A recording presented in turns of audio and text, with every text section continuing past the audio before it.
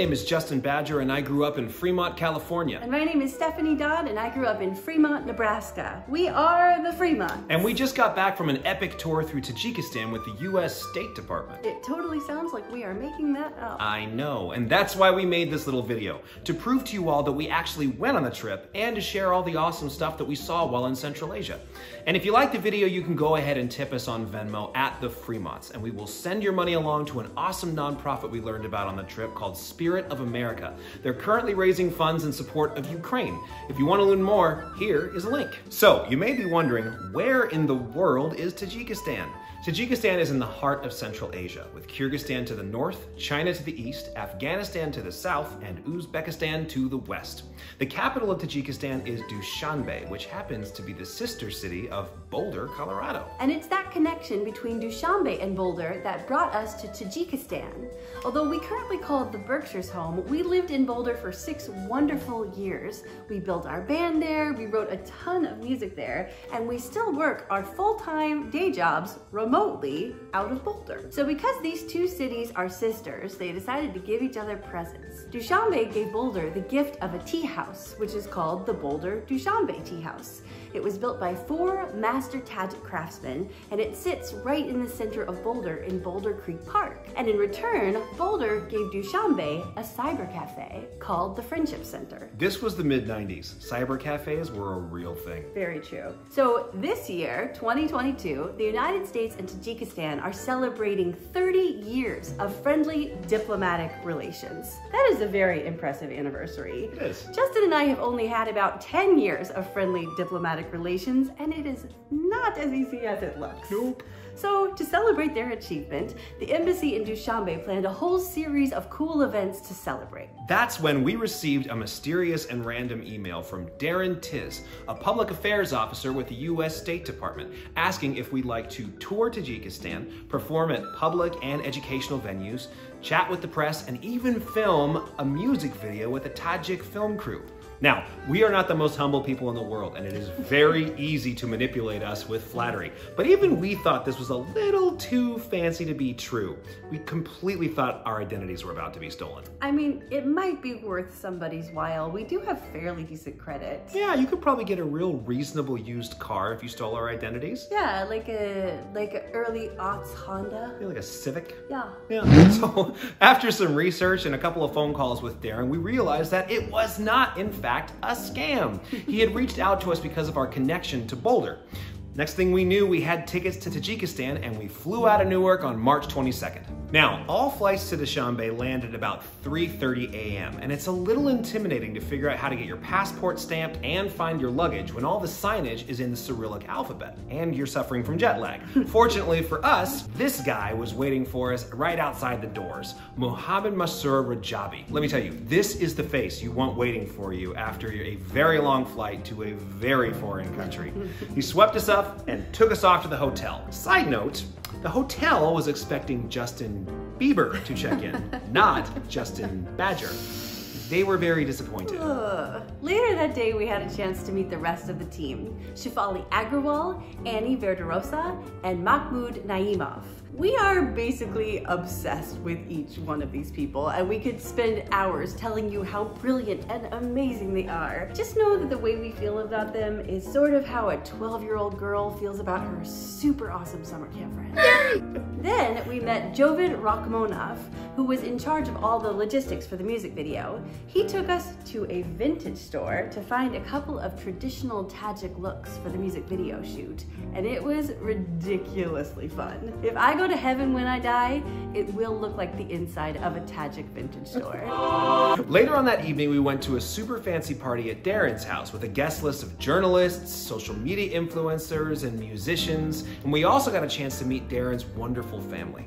After a fantastic meal, we performed for everyone, and because of the fact that we were both completely jet-lagged, it was not our finest musical hour. Oh no. We had planned to play a very famous Tajik song called Chaki Chaki Boram by Daler Nazarov, but because of the brain fog, I started playing it in the wrong key, and Steph did not know what key that was. So when she came in on the accordion, It was a disaster. total disaster. Luckily for us, one one of the most famous, if not the most famous singers in all of Tajikistan, Takmina Ramazanova, was in the crowd, and she started singing with us.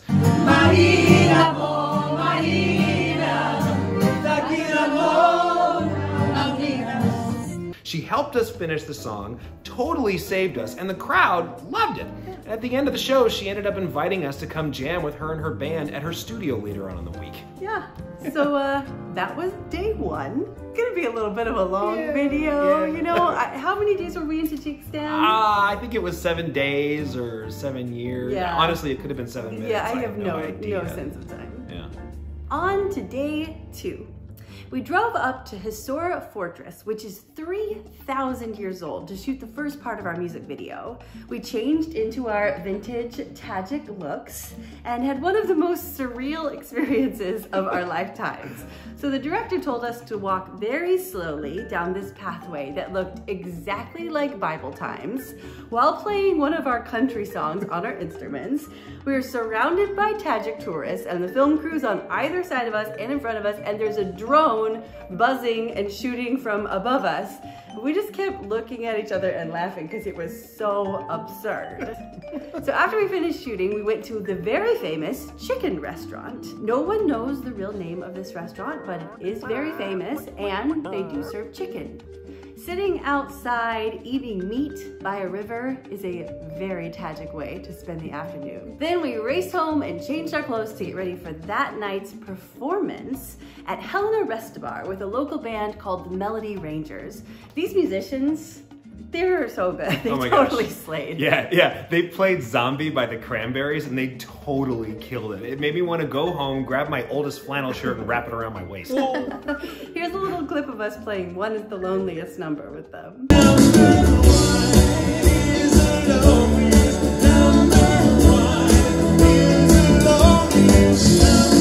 Day 3, we drove up to Bokhtar to one of the American spaces. Now, the American space is an embassy-supported space where students can learn English, take other classes, and rock out at their weekly karaoke club. Before we arrived, we went for lunch. Again, meat-based, outdoors, and by a river. Then we went to the American space, and we were so impressed with the students at the space. Their questions were so deep and heartfelt. It was like going to therapy, but with 40 Tajik teenagers. Then it was time to go to Takmina Ramazanova's music studio for a party. She welcomed us into her world with so much food and love that our stomachs and our hearts almost exploded from happiness. There was a little bit of a language barrier, but there was so much music and friendship in the room that it totally took care of any social awkwardness. And believe me, Justin and I, we are old pros at bringing the social awkwardness to any situation. So Takmina is the lead singer for a band called Avesto, a wildly popular and extremely talented group that performs all over Central Asia. They played a whole set for us that night. Here's what it was like.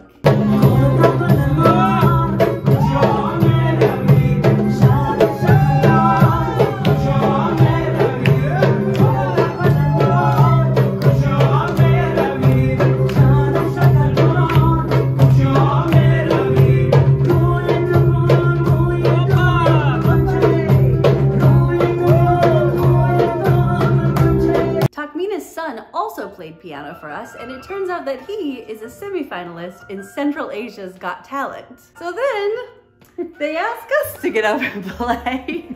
And after we played a couple songs, someone said, "Don't worry, the best is in the future." But Takmina was so nice, she even let us play a couple songs with her band.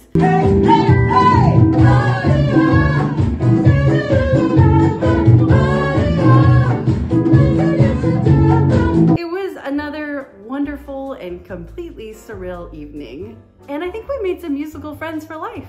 On day 4, we were back to shooting the music video, this time at Nurek Lake, a beautiful turquoise lake nestled in the mountains. And to get there, we had to drive on some pretty crazy mountain roads. And on the way, Masroor was telling us all of this Tajik folklore about horses that live underwater, witches that live in nut trees, evil fairies that are gonna get you if you fall asleep by the water. Again, it was another surreal experience. Now, at one point, Annie went for a walk and she started screaming. So the rest of us all started running up the hill to find out if she was doing all right. And Steph started saying, Annie, are you okay? Annie, are you okay? Are you okay, Annie? I couldn't help it. Like once I started, I could not stop Smooth Criminal from just coming out of my mouth. Annie was, in fact, okay. She had just seen a giant green snake slither past her foot. On the way back, we stopped off at a roadside market to buy some of Tajikistan's famous pomegranates, lemons, and figs. Chef's kiss. So then we rushed home to change our clothes and we were off to Bahoro with our new BFFs. So Bahoro is this beautiful restaurant that serves delicious food and has a nightly show with traditional Tajik music and dance. Annie was a total rock star. She navigated the restaurant and ordered for the table in Russian like a boss. Here's a little clip of what Bahoro was like.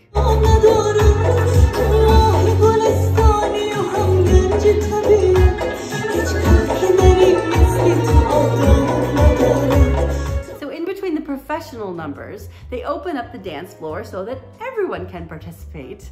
And at one point we had exactly enough Tajik Shahona vodka to make that seem like a very good idea. Darren's wife Rima is a professional dancer, so she is the one that looks amazing in this video. She did her absolute best to help the rest of us not look like complete idiots, but you know, there's only so much she could do. Day 5.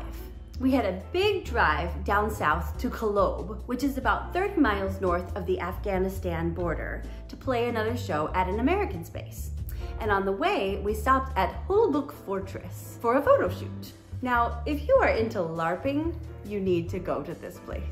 It has sword holders from the 9th century still there, and you can just picture the hundreds and hundreds of years of swashbuckling. And they have turtles. I like turtles. It was super cool to hear Shefali talk with the tour guide in her fluent Tajiki. Just as a side note, Shefali grew up in California speaking English, but she conducts all of her embassy press conferences in Tajiki after only about a year of classes. No big deal. I have 4 years of high school Spanish and I can ask, have you seen my backpack? The students in Kalob were amazing. They asked super great questions and they played their own music for us and they gave us hats. We could have spent all day talking to them, but we had to get back on the road because we had a big drive back to Dushanbe. It was all going smoothly until we hit a huge traffic jam up in the mountains. We were stopped for about 2 hours and we kept hearing different stories about what was causing the holdup. Someone told us that a boulder had rolled down the mountain and was blocking the tunnel. Another person told us that a convict had escaped from a nearby women's prison and that the police were checking every single car for her because she was so violent. Another person told us that a semi-truck had rolled over in the middle of the road.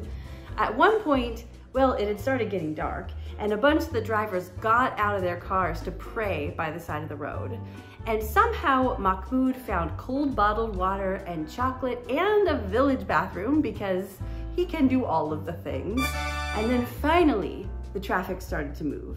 So we were inching up this mountain pass and we are like dangerously close to the other cars and there are semi-trucks and surprisingly there are even some people on horses in this traffic jam. And we'd almost made it to the tunnel that leads to Dushanbe when we got a call from the embassy. And it turned out that our driver, Saeed, had been working for over 10 hours. So protocol said that we needed to turn around and drive him to the closest hotel at the bottom of the mountain. But how were we gonna turn around? The road was like tiny and it was pitch black and it was full of traffic and there were horses. But Mahmoud didn't skip a beat. He jumped out of the van and somehow stopped traffic in both directions and helped Saeed turn around. When he got back into the van, all we could do was just... All right! Eventually we found a hotel for our driver and we left the van with him, and then we had to find taxi drivers who were willing to drive us all the way back to Dushanbe with an accordion and a guitar. So it was a long day, But it really wouldn't be an authentic trip to Tajikistan without a little crazy adventure on the road. Day 6, we had the morning off, which we really needed after our wild ride through the mountains. Later on in the day, we went to another American space in Dushanbe and played another lovely show with a Q&A session with all of the students there.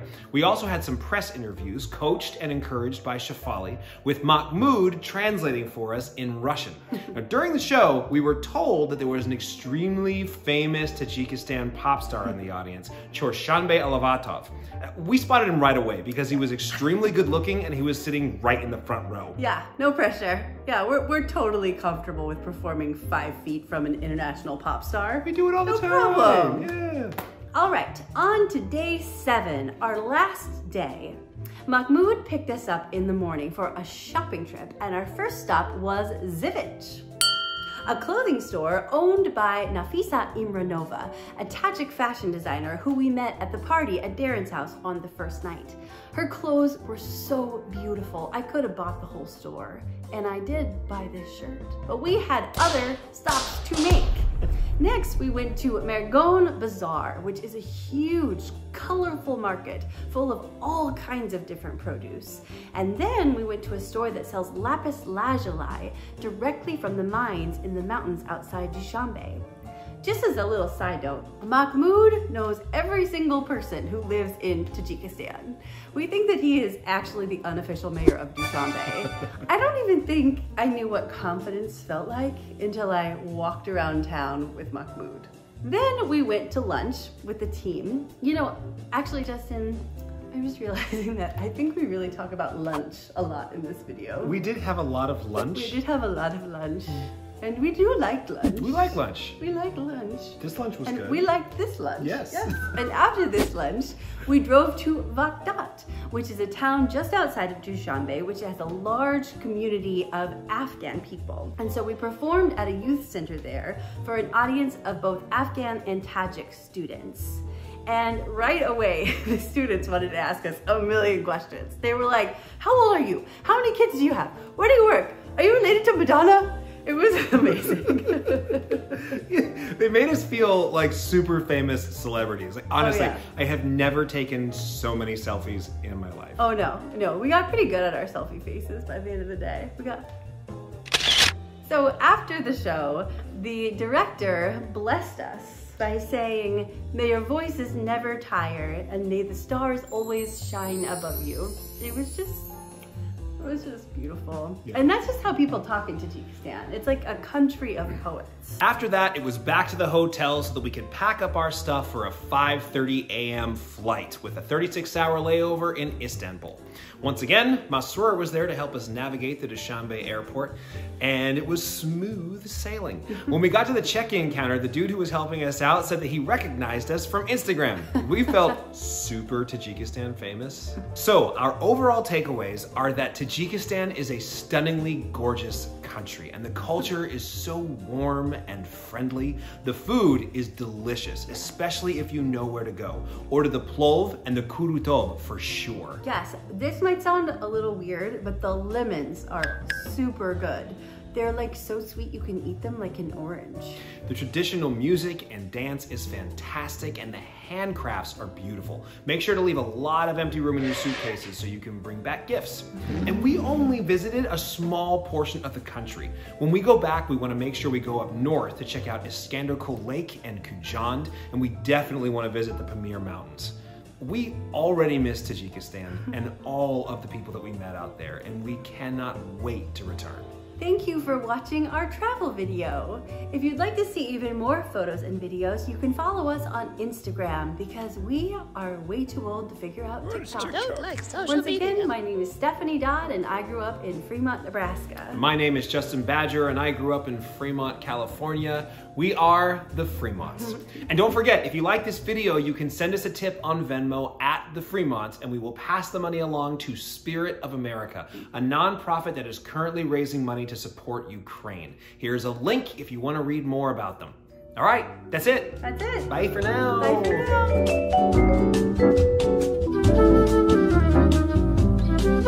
now.